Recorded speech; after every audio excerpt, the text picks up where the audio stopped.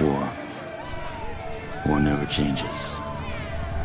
It was the inevitable result of the path humanity had chosen. Everyone who entered into the conflict expected victory. Everyone was optimistic.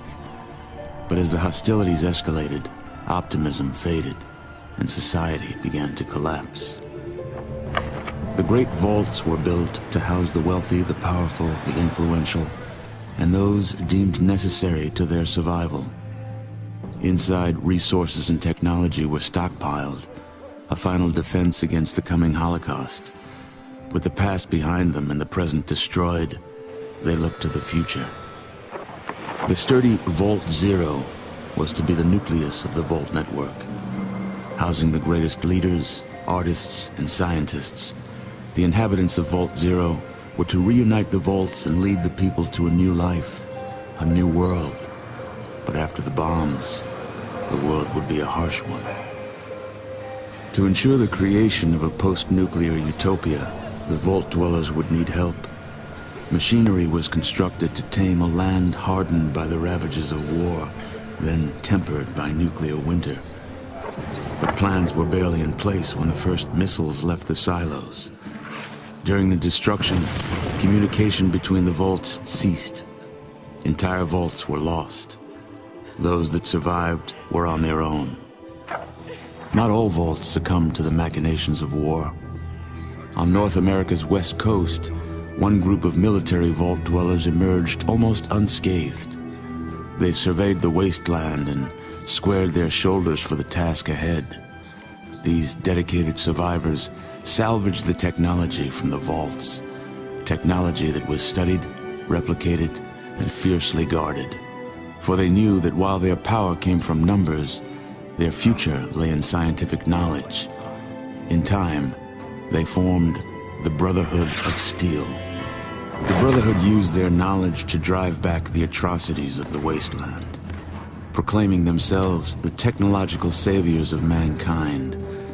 They scoured the land in search of more technology, raiding mutant camps, bandit towns, and the broken remains of other vaults. But even they could not keep pace with the high tolls demanded by life in the wasteland. The Brotherhood found themselves at odds with their need for new blood versus their code of technological secrecy. The debate was lengthy. Finally, the elders ruled against sharing the technology with outsiders, convinced that they would endure as they had before. Further discussion was discouraged, and the elders ordered the minority on a mission across the wastes. Super mutants, the foot soldiers of a conquered army, had been forced into a retreat across the mountainous barrier to the east. The Brotherhood constructed airships and dispatched the minority to track down and assess the extent of the remaining super mutant threat. But disaster struck while crossing the Great Mountains. A great storm gripped the main airship and flung it far from its course. The mighty ship was badly damaged.